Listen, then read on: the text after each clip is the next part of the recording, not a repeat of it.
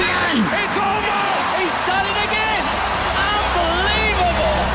Oh, straight into the roof of the net. Nice one. Straight down the middle. So a good performance from both teams here. Hello, you're watching Firstpost. I'm Rupha Ramani. Let's get the show started.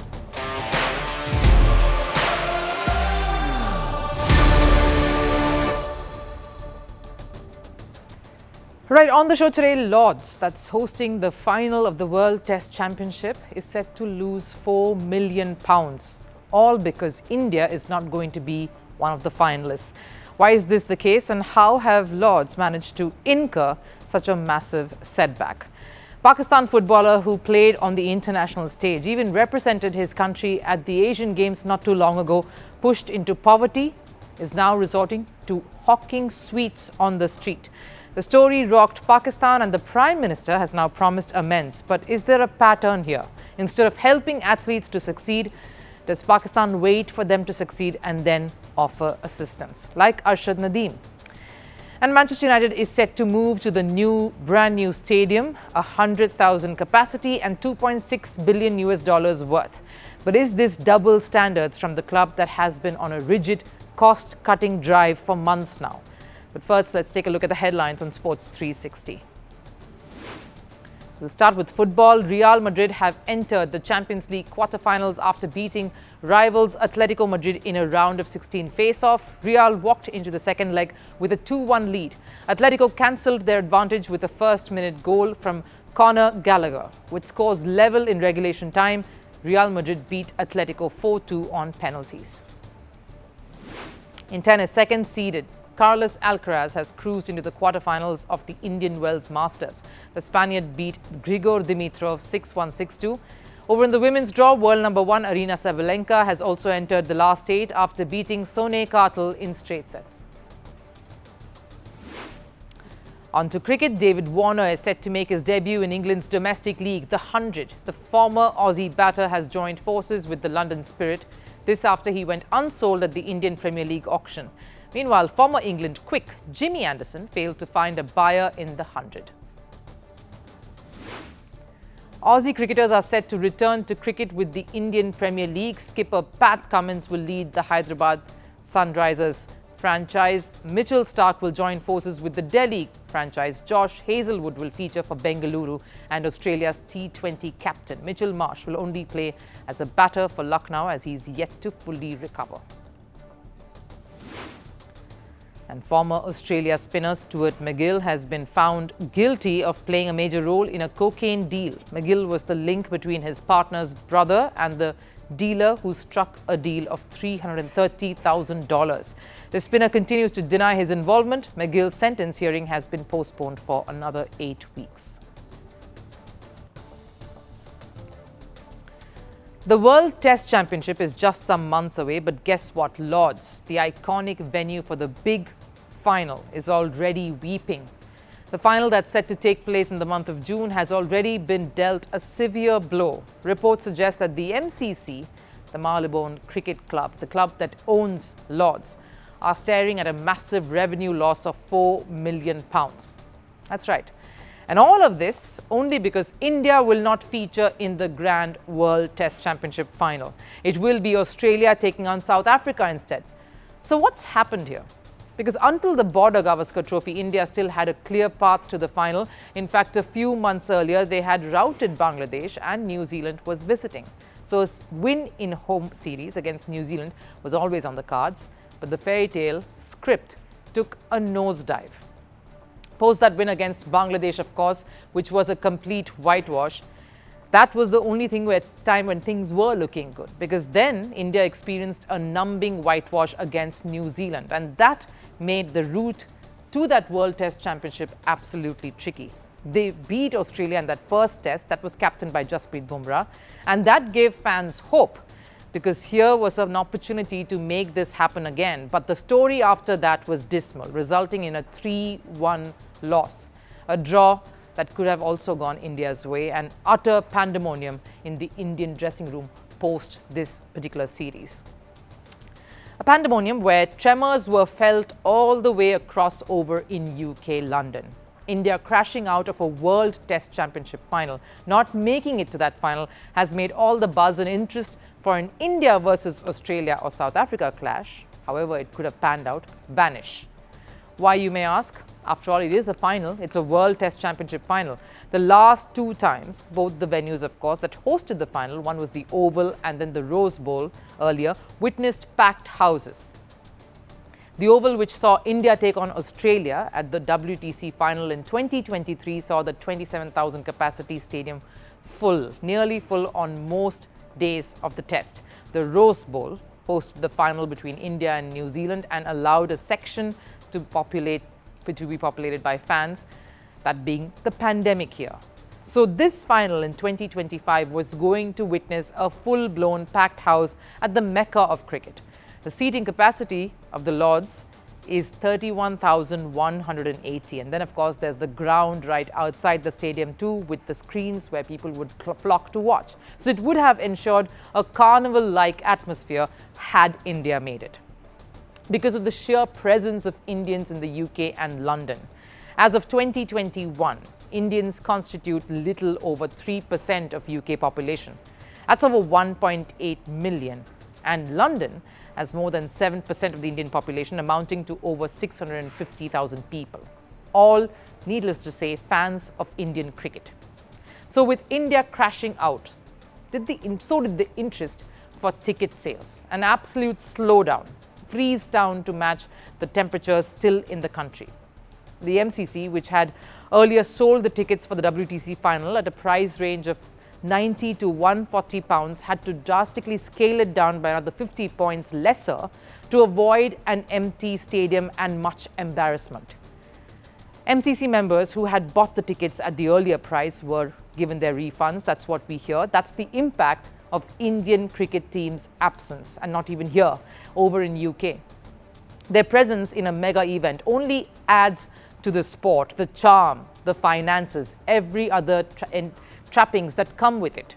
I'd like to draw your attention back to just some days ago when many voices, whether it was the players, the commentators, emerged calling India, the board and the ICC out for their bias. Fingers were being pointed and still continue to, like this.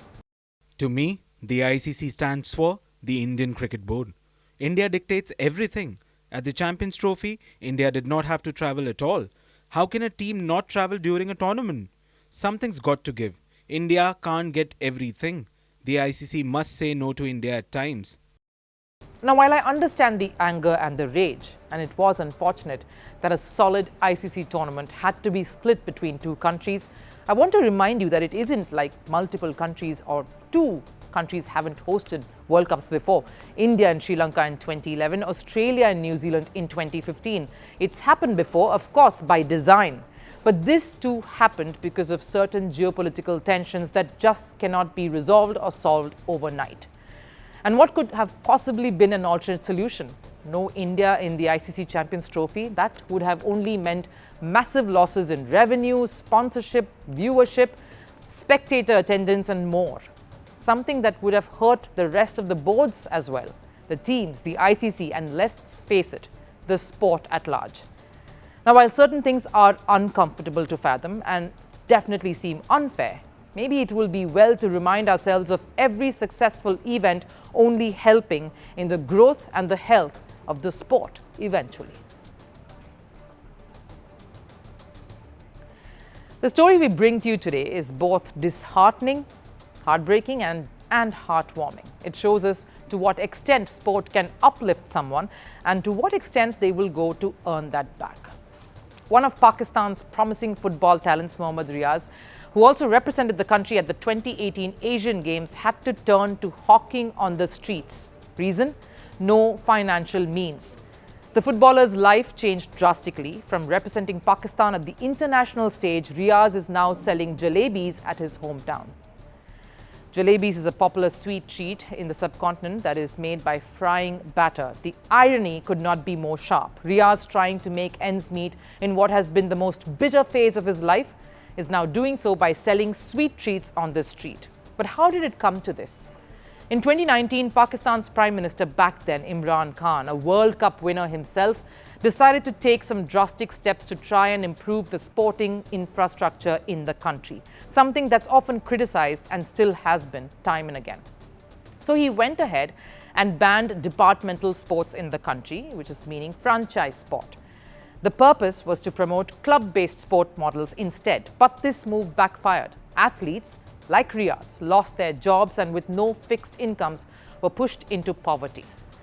So what meant to be done, what was the reason for the betterment of athletes and their skills, only ended up damaging the already debilitating sporting system in Pakistan.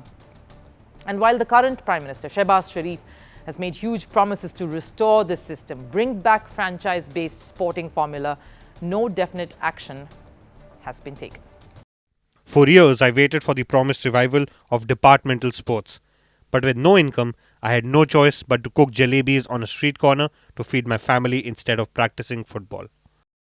The Pakistan PM decided to take note of the matter once Riaz's pleas reached national publications across the country. Shehbaz Sharif invited Riaz for an interaction, is even set to provide financial assistance of around $9,000. Towing the line and of course following suit, an otherwise sleeping Pakistan Football League, or the PFL, woke up and offered around $3,600 to help Riaz.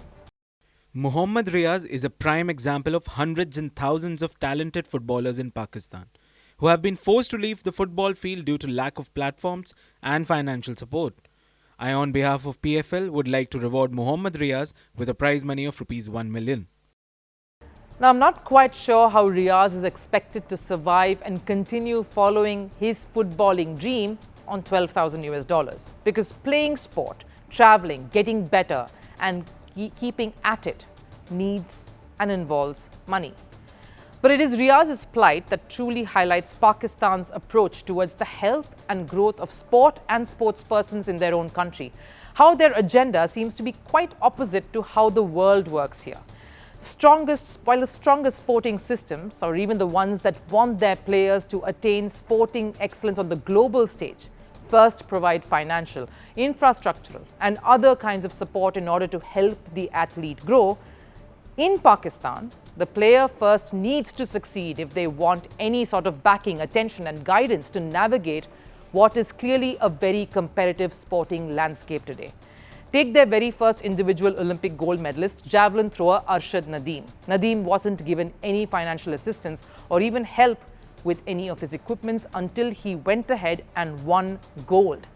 He was struggling to have proper gears. He pleaded for proper javelins to train and get better before the Olympics. But all that went unseen, went unheard.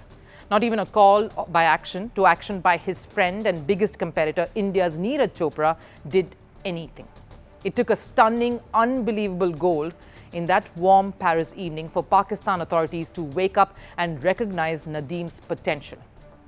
Sure, in Riaz's case, they have offered the money, but only when the matter was brought to notice through the media. And fingers were raised against the Pakistan government. But is Riaz the only athlete struggling in Pakistan? No. We've heard enough stories of athletes fleeing the country, giving up sport entirely, stealing and escaping just to get to a better life, even if it was one without sport in it. When will the truly passionate sportspersons in Pakistan really see a change, not just in the sporting structure in their country, but also in the mindset of those controlling it? Manchester United are likely to get back their #1 status.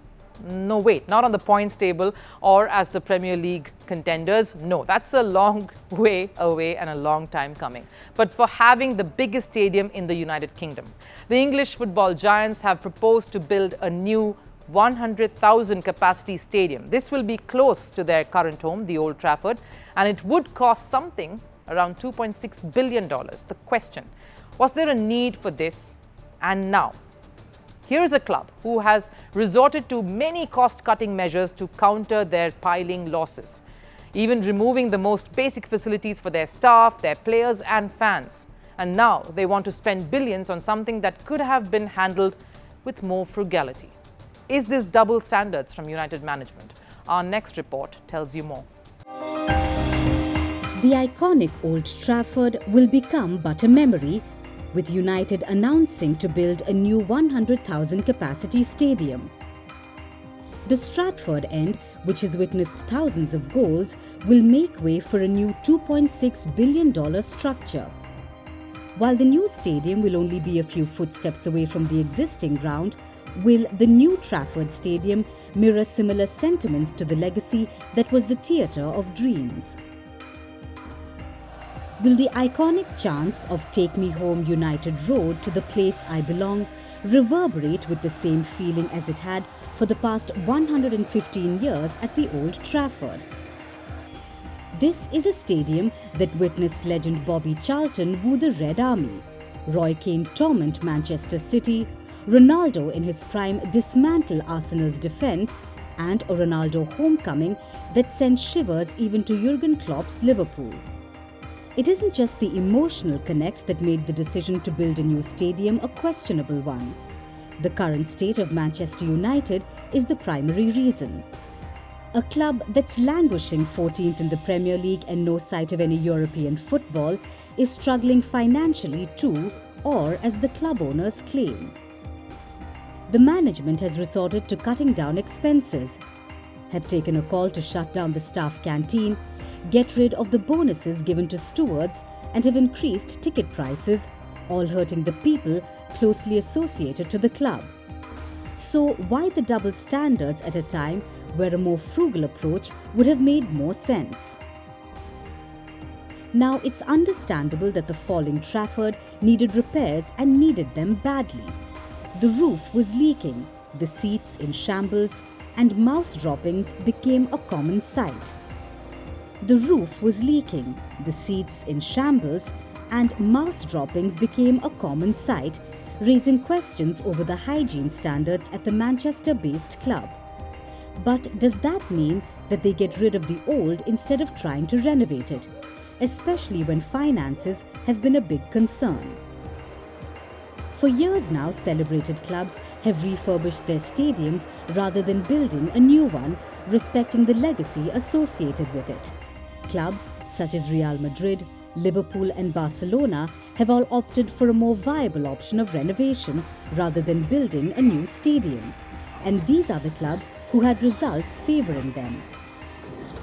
United, on the other hand, are already struggling to address the issue at their club. Shouldn't the focus have been on changing the squad and spending on bringing in a fresh set of players? Because a $1 billion stadium won't give them a Premier League title, players will. Something they won't be able to do with renovation plans in place. We don't want to inhibit our ability to invest in the team. For us to continue being competitive while we are building a new stadium, that is a risk. Sure, United would want to invest on the squad, but will they really be able to, given the amount they are spending on the new stadium? And the building of a new facility won't happen overnight. We are looking to shorten the construction timelines so we can have a new stadium within 5 years. That's our ambition. Even if United do manage to achieve this in 5 years, it's still money portioned away for 5 years, which is clearly against what Ratcliffe aimed to do at the club. He wanted to cut down jobs, unnecessary expenses, just so United would spend less and earn more. But the irony here is he'll be spending the most on this ambitious project, a project that he feels would be like the Eiffel Tower. When you go to Paris, you visit the Eiffel Tower. Everybody who is interested in Manchester United and football will want to come and visit this stadium.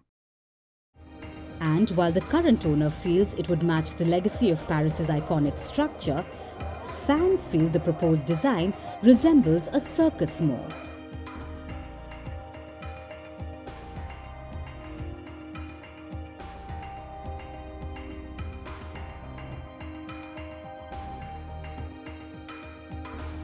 And it isn't just the designs, but fans calling them out on their clownish strategy.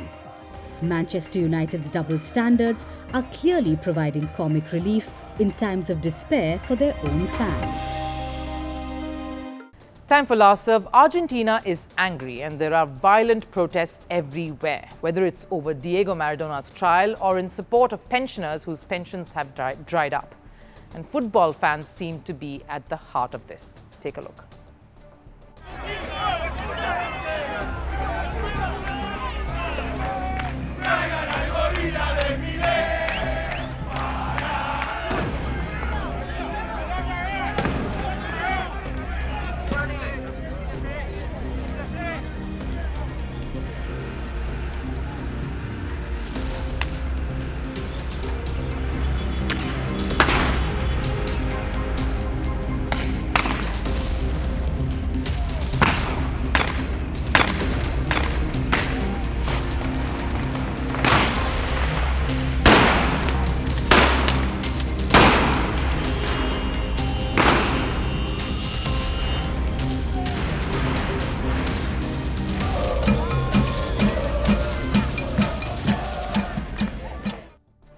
All right, that wraps it up here on First Sports. I'll of course see you tomorrow. But till then, do take care and bye-bye.